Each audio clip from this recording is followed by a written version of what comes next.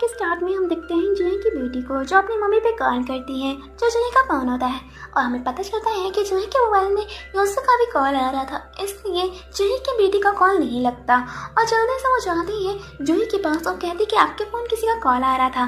तो वो दिखाती है तो योंसू का फ़ोन आ रहा था, तो उसी के सामने उसका कॉल काट देती है और आ जाता है योंसू को गुस्सा। तो उसके पास आके कहता है कि काम वाली तुमने मेरा फ़ोन कैसे काट दिया, और फिर उसे अपने ऑफिस में लेके जाता है जहाँ पर उसे बोलता है कि तुम्हारी हिम्मत कैसे हुई ऑडिशन देने की, और कहता है कि तुम लो बजट वाली लड़कियाँ यहाँ पे ऑडिशन नहीं दे सकती हैं। तो तभी सेक्रेटरी आती है और कहती है कि मैंने उसे ऑडिशन के लिए बुलाया था, तो वो कुछ नहीं बोलता। हम दूसरे सीन में देखते हैं जूही की बेटी को और उसके फ्रेंड को, और तभी उन लोग की नोटिफिकेशन आता है कि वो लोग फर्स्ट लेवल पार कर चुकी हैं, अब वो सेकंड लेवल में पहुंच चुकी हैं। तो वो लोग खुश हो जाती हैं। हम सेकंड सीन में देखते हैं जूही को जो फर्स्ट लेवल पार कर चुकी है और भी सेकंड लेवल में पहुंच चुकी है। उनसे बोलता है कि सेकंड लेवल में तो अब शूट होने वाला है, तो तुम्हारे पास अच्छा कपड़ा भी नहीं है। तो वो बोलती है कि मेरे पास कपड़े हैं और मैं ले लूँगी। और हम देखते हैं दूसरे दिन में कि वो जाती है उसी दुकानदारी के पास जहाँ उसे एक ड्रेस फट गई थी, वही ड्रेस को लेने जा रही होती है और उसे पैसा देती है, अपना जुगाड़ करके जो पैसा बनाई थी उसे तो देती है और वो ड्रेस ले लेती है। तो वो बोलती है कि आपका ये पैसा किसी और ने दे दिया है और आपका आधार कार्ड भी किसी ने ले लिया है।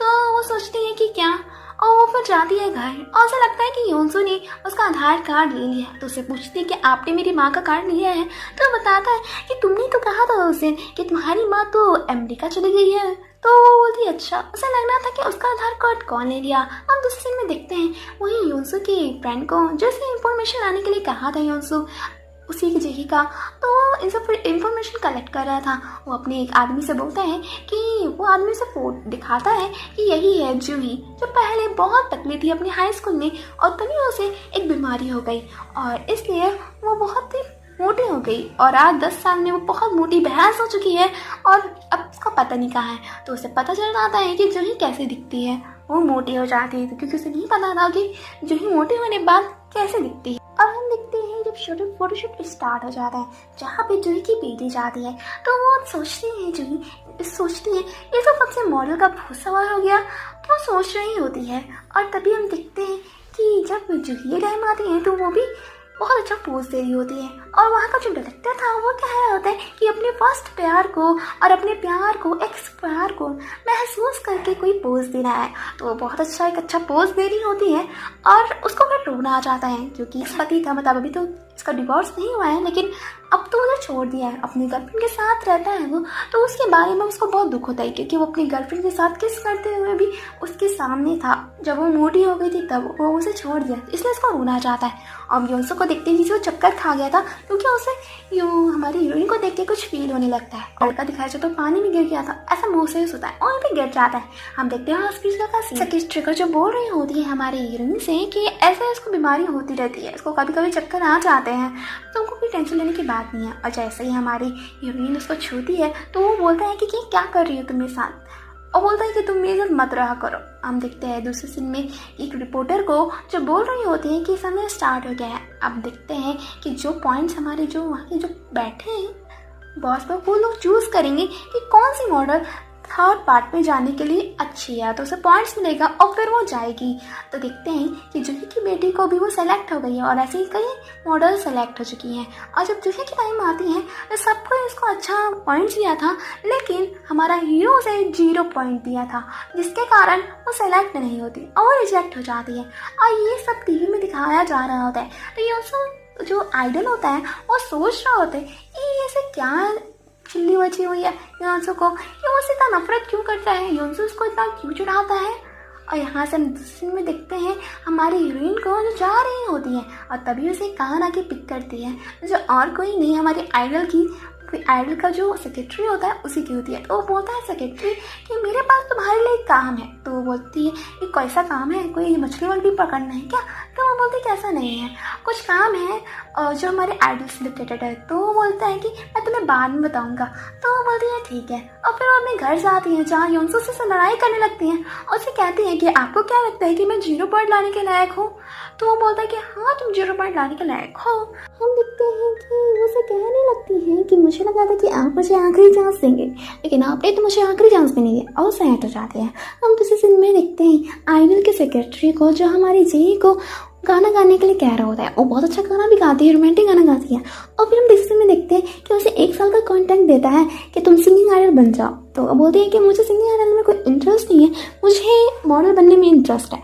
तो वो बोलता है कि तुम आइडल बन जाओ, क्या फालतू में मॉडल बन के अपनी ज़िंदगी बर्बाद करोगी आगे की। तो वो सुनती नहीं, वो बोलती कि नहीं।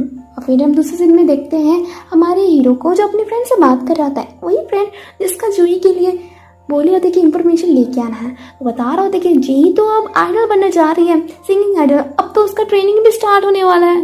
तो उसे कहता है हम वो चाहता था कि हमारी यूंसो को फर्क पड़े, और उसे बार पड़ भी रहा था एक तरीके से। और हम देखते हैं कि उसे लिफ्ट ट्रेनिंग के लिए चाहता है, और तभी वो देखता है कि उसके यहाँ पे जही आ जाती है और जो उसे कहती है कि आप एक आखिरी चांस ले लीजिए मॉडल बनने का। तो वो बोलता है कि नहीं दे सकता, और उसे बहुत ही नखरे दिखाते हैं कि नहीं दे सकता। और तभी अचानक जही उसके ऊपर क्या चाहती है, तो उसे कहता है कि अब हटोगी भी कि चिपकी रहोगी। और फिर वो कहते हैं कि ठीक है, अभी एक मॉडल का टांग टूट गया है, पैर टूटने के कारण तुमको हम रख सकते हैं, लेकिन तुम्हें और ज़्यादा काम करना पड़ेगा घर पे। तो वो मान जाती है और वो खुश भी थी। हम दूसरे सीन में देखते हैं जिसका टांग टूटा था वो और कोई नहीं, हमारी जही की बेटी की फ्रेंड थी, जो बहुत दुखी थी क्योंकि वो आइडल के पीछे भाग रही थी, उसके कार के पीछे, और गलती से वो गिर जाती है, उसका पैर टूट जाता है।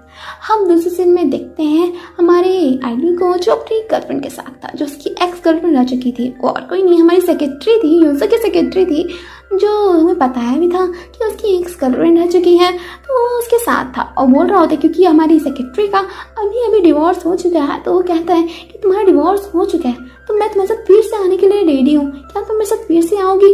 तो वो बोलती है कि नहीं, ऐसा नहीं हो सकता, मैं नहीं आ सकती, और वो वहाँ से चला जाती है। तभी हम देखते हैं दूसरे सीन में कि जब वो आती है अपने सारे मॉडल को बता रही होती है कि कैसे मॉडलिंग करना है, और तभी जी की बेटी बहुत से तरीके से गलत कर रही होती है। तो उसे बोलती है कि जाओ दीवार पे और स्ट्रेट खड़े हो जाओ। वो तब भी ऐसे कर रही थी, तो उसे बोलती है कि तुम टर्टल जैसा मत खड़े रहो। और तभी उसमें से एक लड़की को निकालती है जो बहुत अच्छी मॉडल थी और वो बहुत साल से काम कर रही है। तो बोलती है कि इससे तुम लोग कुछ सीखो, क्योंकि ये अच्छा मॉडलिंग कर रही थी। और तभी देखते हैं कि सारे जब सब मॉडलिंग खत्म हो जाता है तो सारे लोग बोल रहे होते हैं हमारी जही की बेटी को कि कितने टर्टल जैसा मॉडलिंग करती है अच्छी तरीके से। और वहाँ पे बोल भी दिया था सेक्रेटरी ने। तो हमारी हीरोइन उसे बोलती है कि चलो हम लोग चलते थोड़े दिन लंच के लिए। तो वो बोलती है ठीक है लंच पे चलते हैं। तो वो लोग लंच पे जाते हैं जहाँ पे दोनों एक ही चीज़ ऑर्डर करते हैं। दो कंफ्यूज हो जाती है, वो सोचती है कि आपको कैसे पता चला कि मुझे ये पसंद है। तो वो बोलती है कि मैंने गैस किया था कि तुम्हें ये पसंद हो सकता है।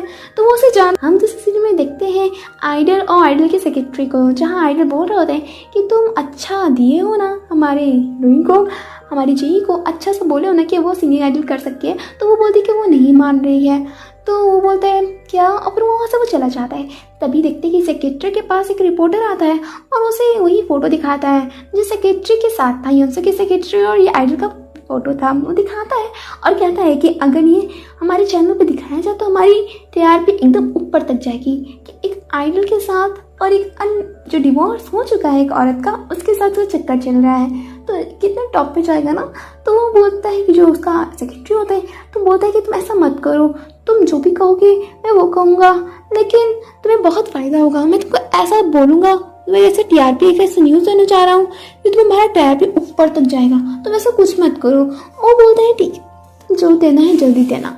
तो हम देखते हैं जही की बेटी का जो बातें कर रही होती हैं, जहाँ जही बोल रही होती है कि तुम्हारे माता पिता कैसे हैं, तुम्हारे पापा क्या कर रहे हैं आजकल। तो वो बोलते हैं कि मेरी मम्मी मेरा घर छोड़ के चली गई है और मेरे पापा तो आजकल बहुत देर तक रात तक बाहर ही रहते हैं। तो वो गुस्सा होने लगते हैं क्योंकि वो तो असलियत में उसकी बीवी ही थी। तो वो गुस्सा होने लगती है कि वो कैसे ऐसा बाप है कि अपनी बेटी को रात में छोड़ देता है और घर पे भी नहीं रहता। तो गुस्सा करने लगती है। हम दूसरे सीन में देखते हैं उसी जही के पति को, जो उसकी शादी हो गई थी, अब तो उसका पति है। तो देखते हैं जो उसका कल कुछ मीटिंग था तो जल्दी से आता है और अपनी गर्लफ्रेंड से कहता है कि तुम टीवी बंद कर दो, मुझे कल जाना है, मेरा बहुत इंपॉर्टेंट है। तो टीवी में देख रही होती है वही मॉडल शो, जहाँ पे हमारी हीरोइन भी थी जो आई थी और उसको रिजेक्ट कर दिया गया था, उसी का देख रही होती है। तो वो देखता है, वो शौक हो जाता है, उसे लगता है कि ये उसकी पत्नी है, क्योंकि जब वो जवान थी तो उसकी जब वो पत्नी थी तो उससे वैसी ही थी। तो उसे लगता है उसके पति को कि वो कैसे यहाँ आ गई। तो अपनी गर्लफ्रेंड से भी बोल रहा है। तो उसकी गर्लफ्रेंड कहती है कि तुम्हारी पत्नी तो बहुत मोटी भैंस हो गई है, तुम्हें कैसा लगता है। और तभी हम देखते हैं दूसरे सीन में हमारी हीरोइन को जो बहुत सच सच के आती है एक बड़े से ऑफिस में। और तभी हम देखते हैं दूसरे सीन में उसी के पति को, जेही के पति को, जिसको अब बहुत अच्छे से सम्मानित किया जा रहा था एक बड़े से मीटिंग में। तो सम्मानित किया जा रहा होता है और तभी उसकी जो गर्लफ्रेंड थी वो जाने लगती है उसके साथ फ़ोटो खिंचवाने के लिए। और तभी वो रुक जाती है क्योंकि उसकी पत्नी आ गई थी, जो जेही थी, जो मोटी हो गई थी, जो फैटिकल हो गई थी। और उसके पास आती है और बोलती है कि तुम यहाँ रुक जाओ, मैं जाऊँगी। और उसे जाती है और उसे बोलती है और उसे फ़ोटो भी खिंचवाने लगती है, ऊपर से ढेर सारा खाना भी खाती है। तो उसे कहता है कि मैंने तुमसे कहा था ना, तुम यहाँ क्यों आई। तो वो बोलने लगता है कि तुम ऐसा क्यों कर रही हो। तो वो कहती है कि देख लेना, एक दिन तुम मेरे पास खुद आओगे डिवोर्स ना मांगने के लिए। तुम मेरे पास खुद आओगे, बोलोगे मुझे प्यार चाहिए, तुम मेरे साथ फिर से रिलेशनशिप स्टार्ट करना चाहोगे। और वो कहता है कि ऐसा दिन कभी आएगा ही नहीं।